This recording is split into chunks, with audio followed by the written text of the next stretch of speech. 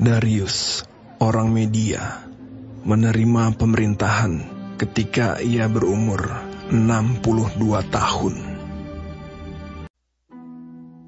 Lalu, berkenanlah Darius mengangkat 120 wakil-wakil raja atas kerajaannya. Mereka akan ditempatkan di seluruh kerajaan.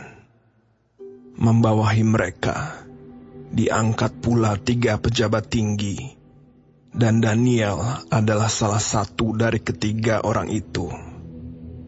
Kepada merekalah para wakil-wakil raja harus memberi pertanggungan jawab supaya raja jangan dirugikan.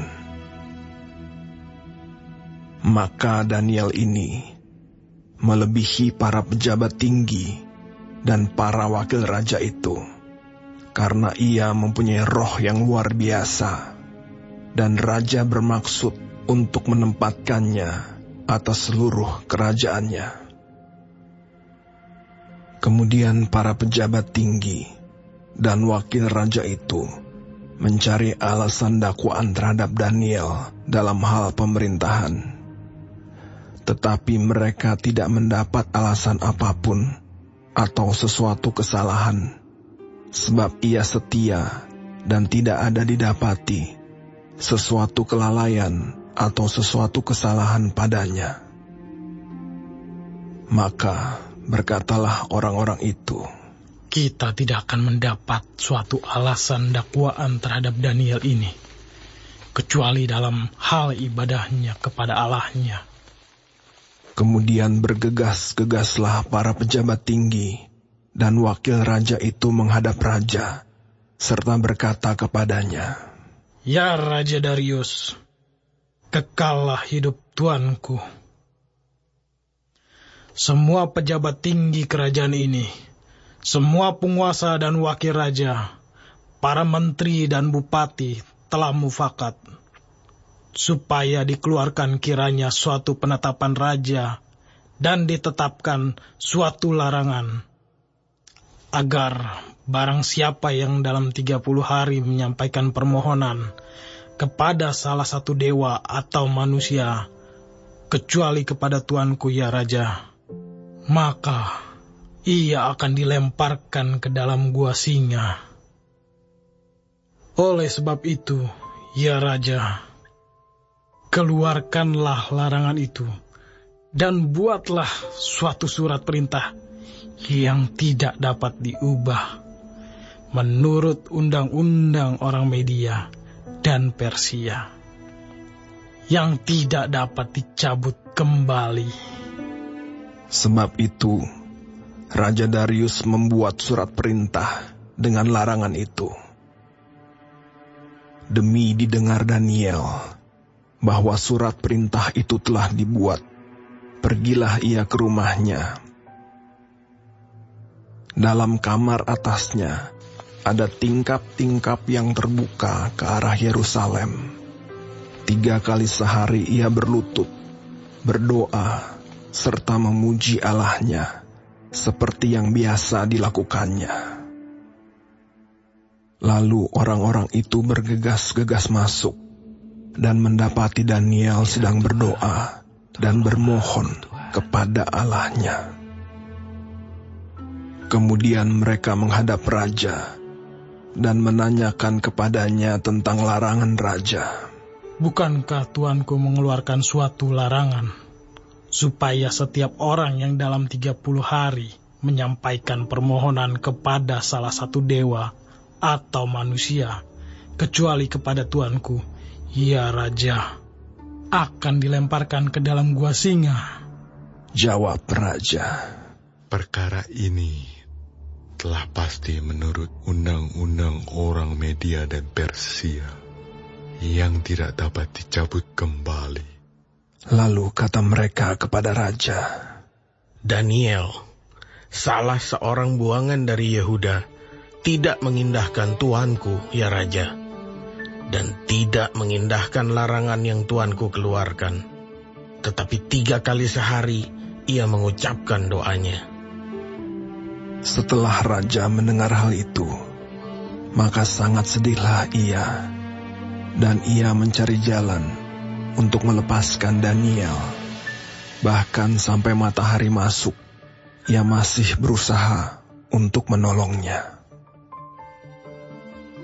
Lalu bergegas-gegaslah orang-orang itu menghadap raja, serta berkata kepadanya, "Ketahuilah ya raja, bahwa menurut undang-undang orang Media dan Persia, tidak ada larangan atau penetapan yang dikeluarkan raja yang dapat diubah."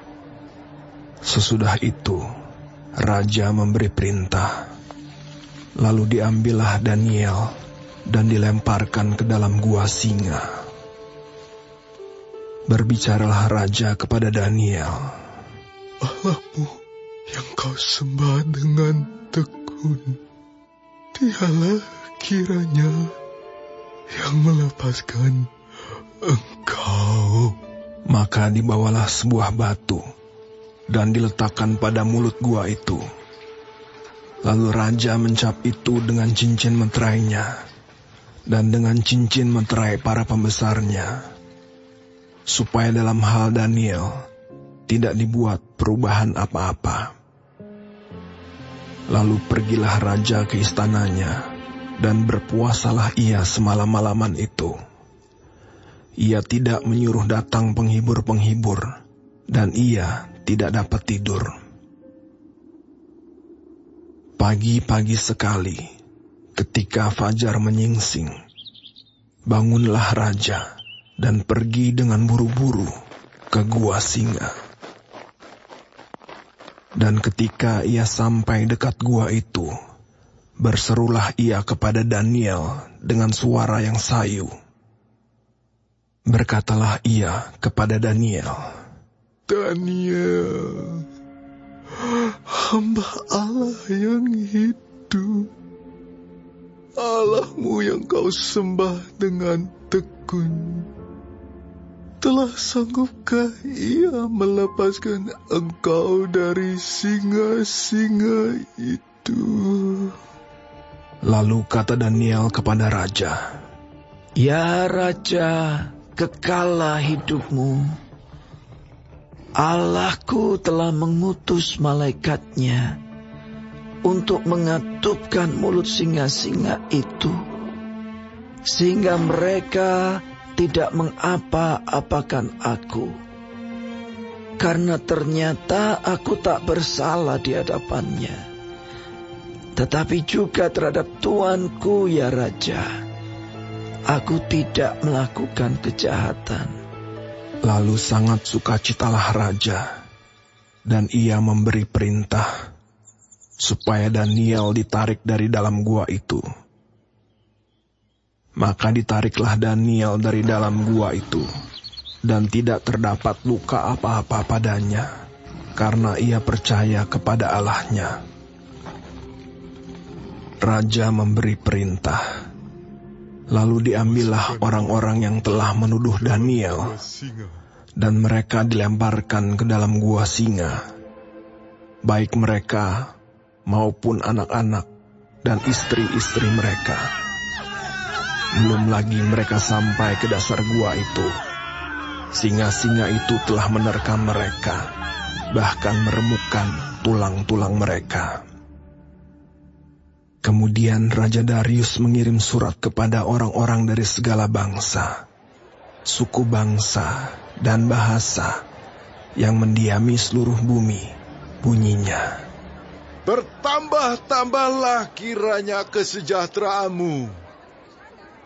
Bersama ini ku berikan perintah bahwa di seluruh kerajaan yang kukuasai, orang harus takut dan gentar kepada Allahnya Daniel, sebab dialah Allah yang hidup, yang kekal untuk selama-lamanya.